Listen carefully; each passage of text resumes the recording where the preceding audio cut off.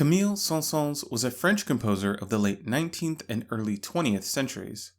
Unlike some of his contemporaries, Saint-Saëns was a bit more classical in his compositions, sticking to the well-established forms and practices. He was a child prodigy who started studying at the Paris Conservatory at the age of 13, and became well known during his lifetime as a composer and instrumentalist. However, in 1886, after a not-so-successful concert tour, Saint-Saëns wanted to write something different. The story goes that he secluded himself in a small Austrian village where he began to write a humorous piece to get his mind off the recent disaster of his concert tour. He even wrote to his publishers in Paris that the composition was such fun. Perhaps part of the fun was that Saint-Saëns hid melodies of well-known music in his new piece. More on that later. Saint-Saëns called the finished piece the Carnival of the Animals, a grand zoologic fantasy. The first thing to know about this piece is that the instrumentation is different. Since Saint-Saëns wasn't writing this as a quote-unquote serious piece and writing it just for fun, the instrumentation isn't what you'd expect from a small chamber ensemble. Instead, he writes the music for 2 pianos, 2 violins, viola, cello, double bass, flute, clarinet, xylophone, and glass harmonica. Since the glass harmonica isn't a very common instrument nowadays, it's usually substituted with a glockenspiel. The piece is organized into 14 movements that each represent an individual animal. First you have Introduction and Royal March of the Lion, Hens and Roosters, Wild Donkeys, Swift Animals, Tortoises, the Elephant, Kangaroos, Aquarium, Characters with Long Ears, The Cuckoo in the Depths of the Woods, Aviary, Pianists, Fossils, The Swan, and a finale. Each movement is really short. Most of them last only about a minute, and the total performance time is about 25 minutes. Let's take a closer look at the music. First we have Introduction and Royal March of the Lion. See if you can hear when the lions begin to roar in the music.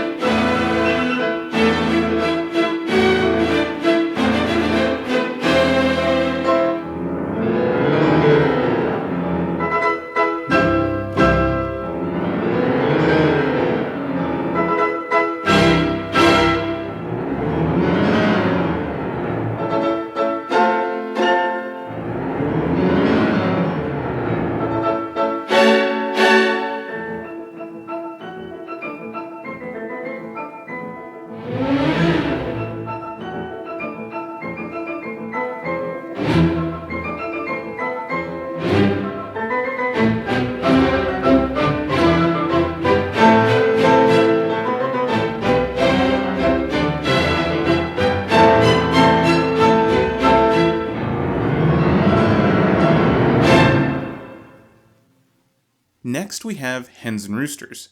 Saint-Saëns references another piece of music in this movement. He uses this figure, which is from a harpsichord piece composed by Jean-Philippe Rameau, which is also called The Hen. However, Saint-Saëns' version sounds more like chickens clucking in the barnyard than the more elegant version that Rameau wrote.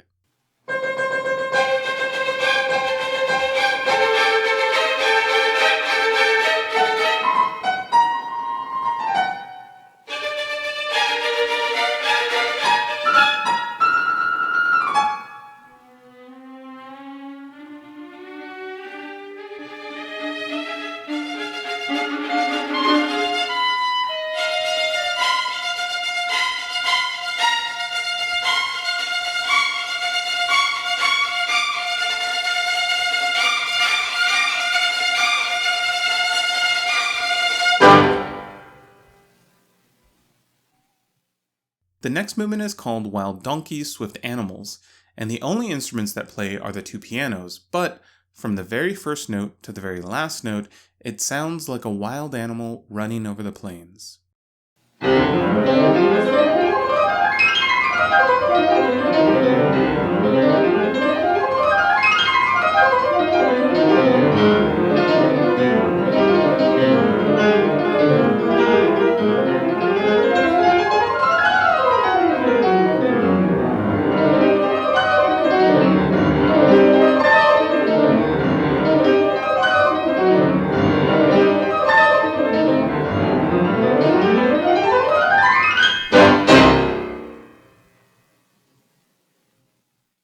This next movement is called Tortoises, and in another bit of twisted humor, Saint-Saëns borrows a well-known melody and changes it just a little bit. The original melody is from Offenbach's operetta Orpheus in the Underworld, from a section called Galop Infernal. I'm going to play a bit of the original, then we'll listen to the Carnival of the Animals version.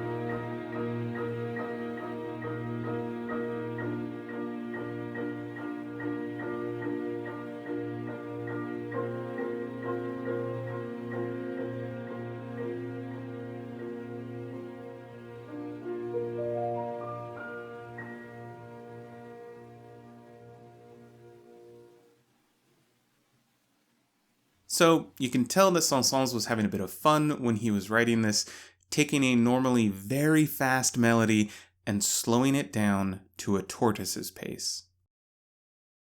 The next movement is called The Elephant, and features one of the lowest sounding instruments in the ensemble, the double bass. There are two pieces of material that Saint-Saëns borrows from other composers for this movement. The first is the thematic material from the scherzo of Felix Mendelssohn's A Midsummer Night's Dream. The second is the melody from Hector Berlioz's Dance of the Sylphs. In each of these cases, the original music was written about fairies or sprites, tiny magical creatures that could fly around. In A Midsummer Night's Dream, mischievous fairies meddle in the lives of humans, causing chaos. And a sylph is a type of air spirit or air fairy. Let's take the melody from Dance of the Sylphs. It's originally written like this.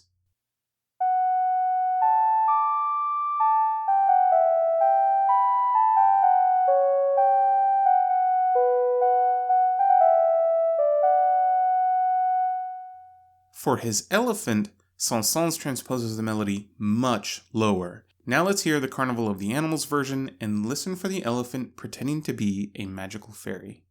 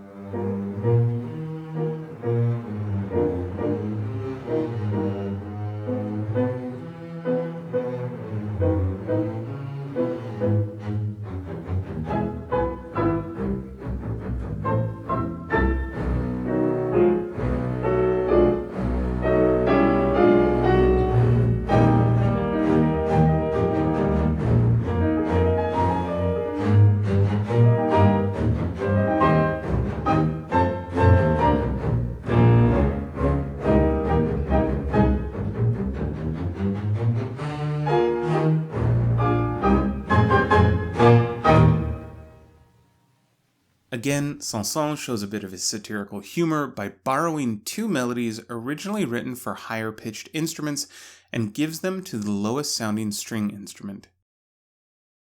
In Kangaroos, Saint-Saëns doesn't borrow any music and instead uses the pianos to play ascending and descending lines that sound like the jumping of kangaroos.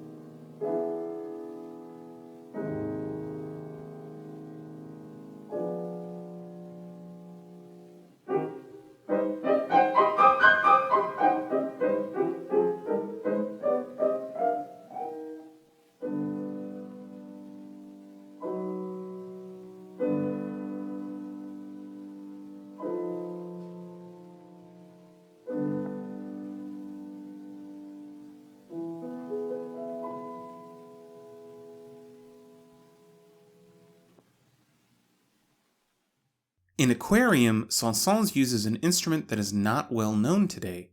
It's called the glass harmonica, and uses a series of tuned glass or crystal bowls nested next to each other that would spin on a central axis by means of a foot pedal. A sound would be produced by placing water-moistened fingers on the bowls as they spun, much like playing wine glasses. The other effect that Saint-Saëns uses so well in this movement is the opposing motion of the piano lines, which creates this underwater floating type of effect. Let's listen.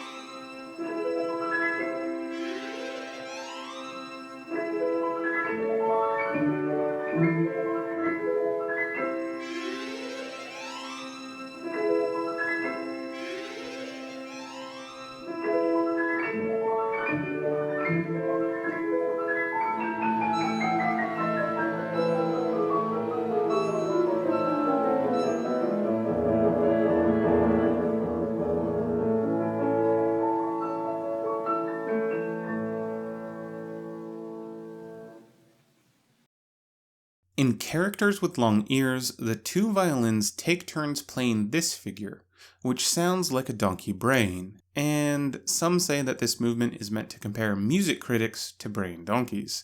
Since the movement is called Characters with Long Ears and not donkeys, we can assume that Saint-Saëns was trying to poke fun at someone. Whether or not that someone was music critics, I will leave that up to you to decide.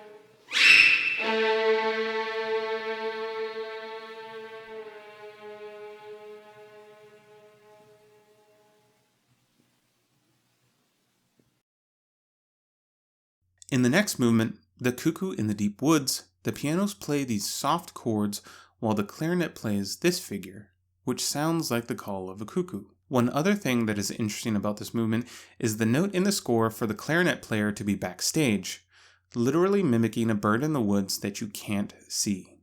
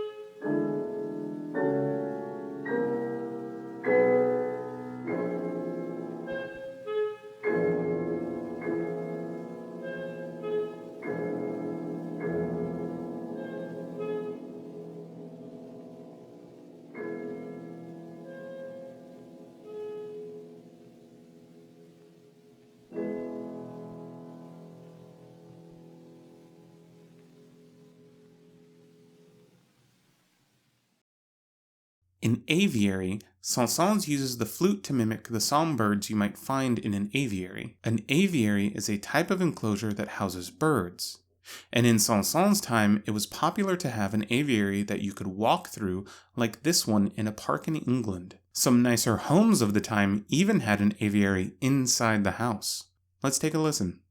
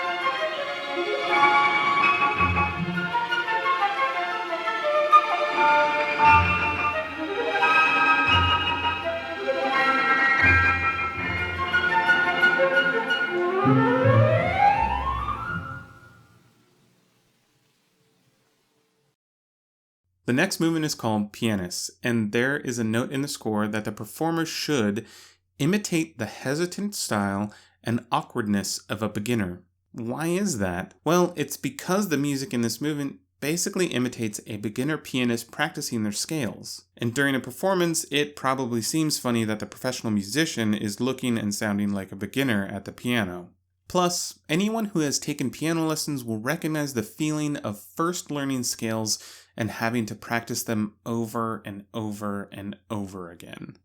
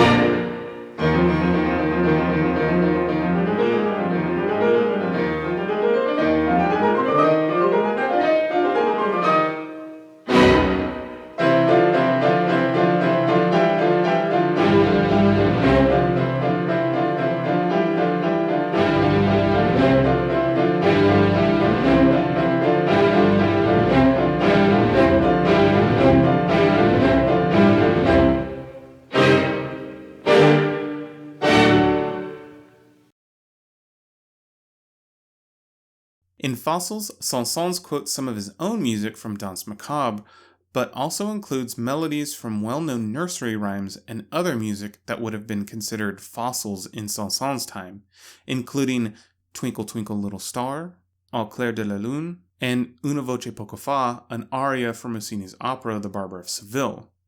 The joke here is that even during Saint-Saëns' time over 100 years ago, these songs and melodies were considered old and ancient, like fossils.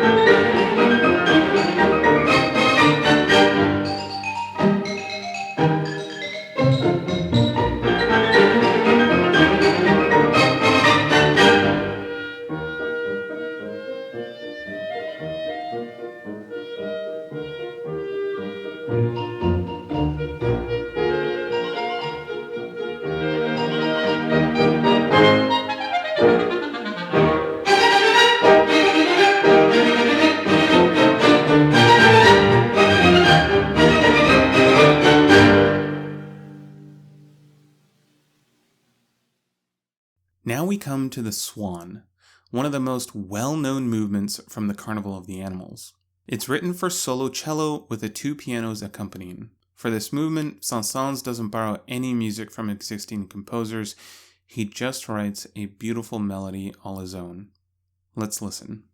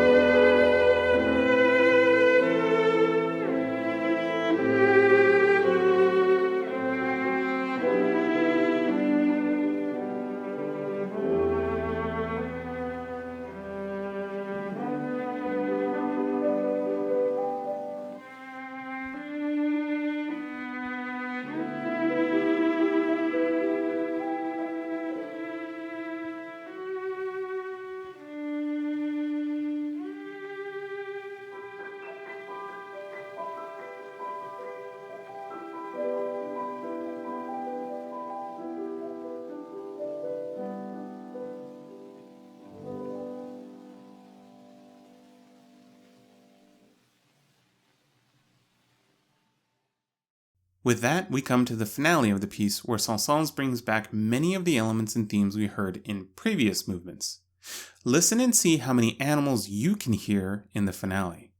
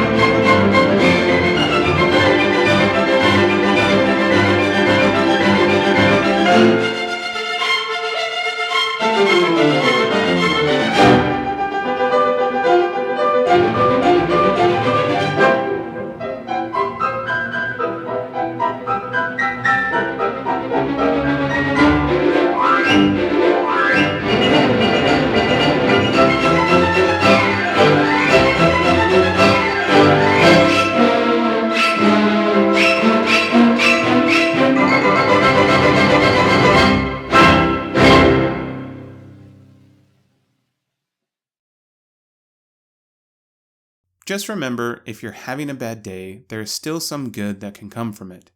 Even if it's something fun to get your mind off of things, it can start off as a personal piece of music that becomes one of your most played works.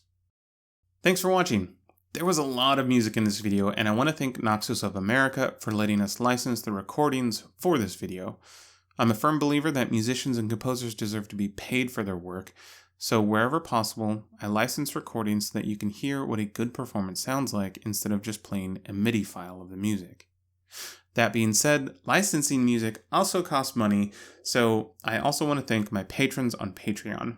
Know that your contributions go towards licensing music so that we can all hear what a good performance sounds like.